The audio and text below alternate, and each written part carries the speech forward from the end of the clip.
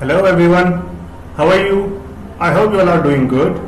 My name is Mahesh Agrawal and today we will be discussing about the topic limit. The topic limit is the topic of class 11th. In today's lecture we will be discussing about two major things. First of all, understanding. Second, we will be discussing about methods to find the limit of the given function. So first thing is that what is limit? That comes under introduction part. So here we will be starting with the first point, understanding. That is the introduction part of the limit. So I would like to ask a question.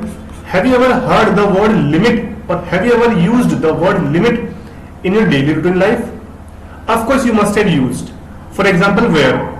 So word is limit. For example, where have you used it? When you are talking about elasticity of a rubber band. For example, you are holding a rubber band and you are pulling it like this. Okay. So for example, the rubber band is here. If after this point you pull the rubber band will go down. Okay. So this point is the limit of that rubber band, that you can have the complete rubber band without breaking. But if you pull it after this point, this will break. So this point is the limit of this rubber band.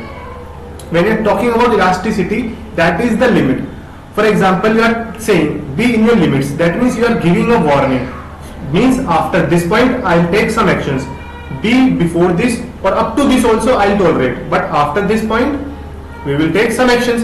So that point is the limit. So this is how our daily routine life is related with the word limit. Now we will be discussing limit in mathematics, and majorly we will be discussing to find limit of the function. Limit of the function. The same concept you are going to use. What concept? Like after this point I will take some action. After this point I will see this. Okay. This is the basic concept of limit. So let's start with graph. Okay. So this is our x-axis, this is our y-axis, and this is our origin. Now for example, this is our graph, this is our function fx, and here I am having the point x equals to a. My simple question is, I want to know where the function is approaching. I want to know where the function is approaching when x is approaching to a. Simple. So if I am approaching to a, that means if x is approaching to a, I just want to know where the function is approaching. So there are two ways to approach a. What are the ways? When I am approaching from the left side and when I am approaching from the right side. Okay. When I am approaching from the left side or when I am approaching from the right side. So the point where the function is approaching is the limit of the function at that point. So this point, for example, this is the point f of a.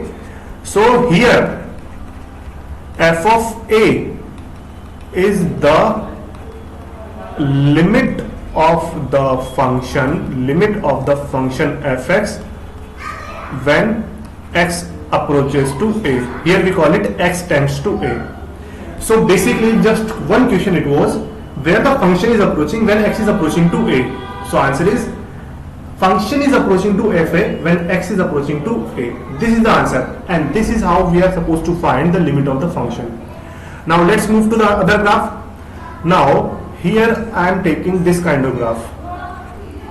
So this is one graph and this is another graph. This I will do like this. Okay. Here it is completely filled and here it is open. So for example, this is my point x equals to a. This is x-axis, this is y-axis, and this is the graph of function. Let's assume. Okay. So now again the same question is, I want to know where the function is approaching when x is approaching to a. Again there are two ways to approach a. What are the ways? From the left side or from the right side. For example, I am approaching from left side. Left side I am approaching. So I can see that my function is approaching. Function is not there. See, here when I am approaching from left side to a, I can see that I can have this point. For example, I'll call this as y1. I'll call this as y1. So I can see when x is approaching to a from left, so fx is approaching to y1. Correct? fx is not getting the value y1.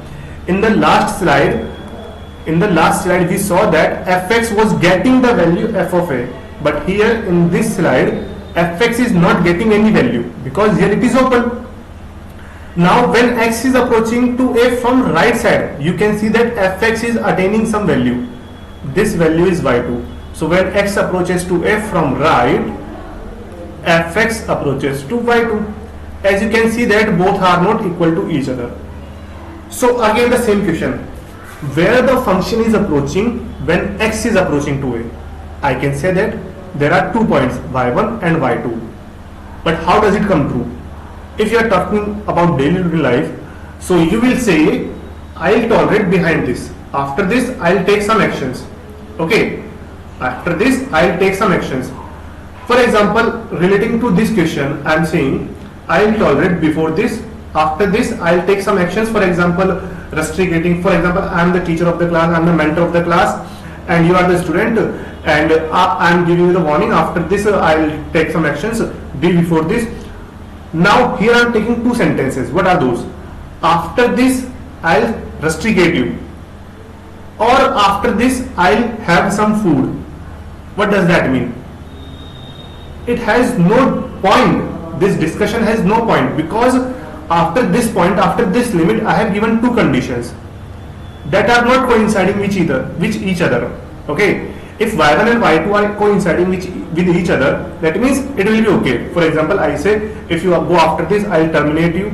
First statement. After this, I'll rusticate you. So these 2 statements are coinciding with each other. But after this, I'll terminate you, and after this, I'll have food. That are not coinciding with each other. That means here the function is not having the limit. Function does not have any limit when x tends to a. This is how we are supposed to find the function. This is one of the methods to find the limit of the function using graphical method. So if you are having graph, method 1, if you are having graph, just approach x tends to a from both sides, and check where the function approaches. For example, if we take the graph y equals to x, this is x-axis, this is y-axis, this is our graph. So if I am taking the point x equals to 2, so when I'll go to 2 from left side, I can see that graph will tend to move to y equals to 2. And when I'm moving x equals to 2 from right side, again I can see that the function is moving y equals to 2. That means limit of the function is 2. So we denote it as limit x tends to 2, f of x equals to 2, which means limit of the function when x tends to 2 is 2. This is how we are supposed to find it. Did you get it? But it is not okay every time to work with graph, as we won't be having graph every time. We will be having the functions. So how to find the limit of the function when the direct function is given without giving graph? So here if we relate with this graph itself, what we see here, y equals to 2, how are we getting? We are just substituting the point into this. We are substituting x equals to 2 into this. So this is our second method, method 2, which is substitution method. Whatever you are having, just substitute. It should be defined and it should be determinant also. Okay. So for example, if we are saying fx equals to x square, okay, remove this, fx equals to x square. Now we are supposed to find the limit x tends to 5 f of x. So if I draw the graph, fx equals to x square, is graph is like this. Okay, this is passing from the origin x, y.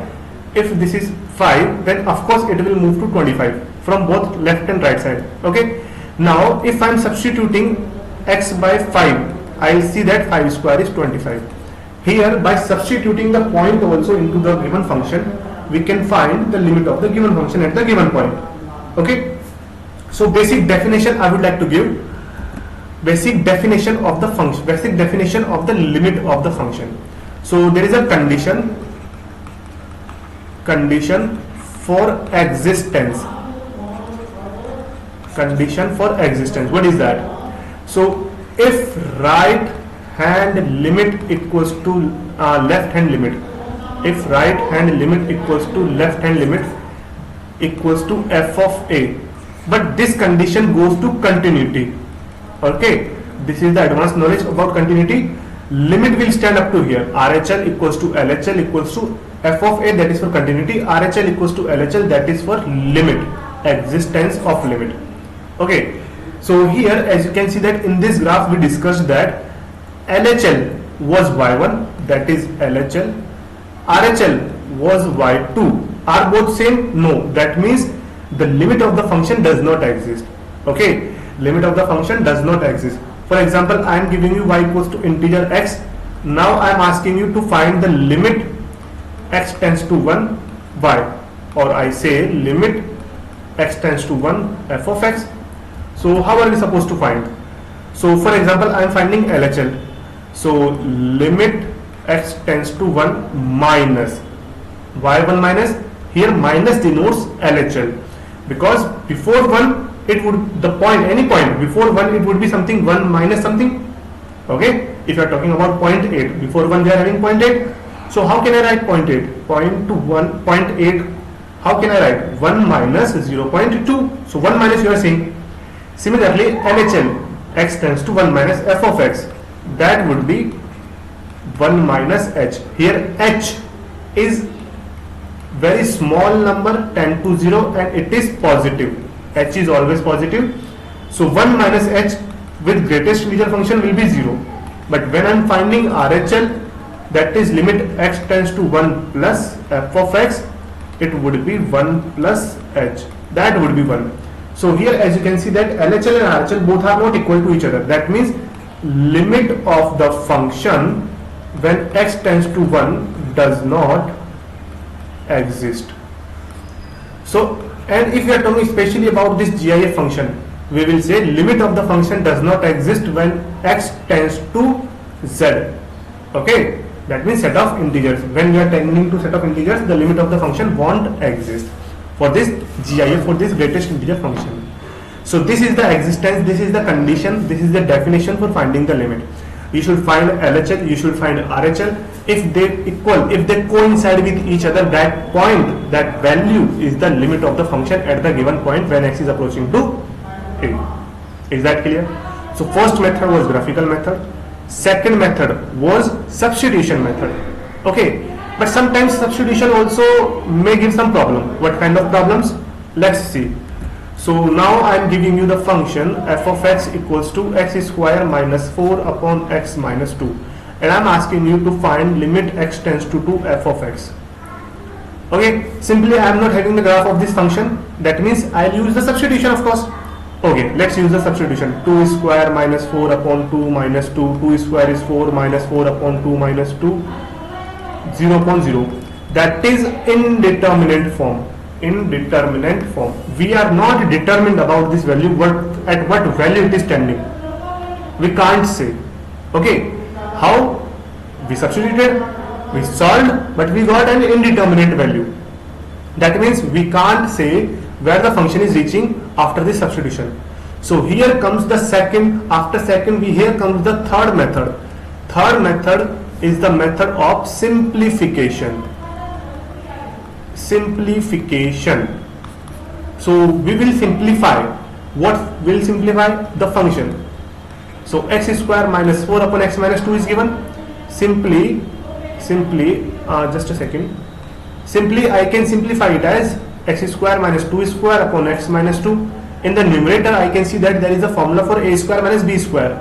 So the formula for a square minus b square is a plus b minus b, correct?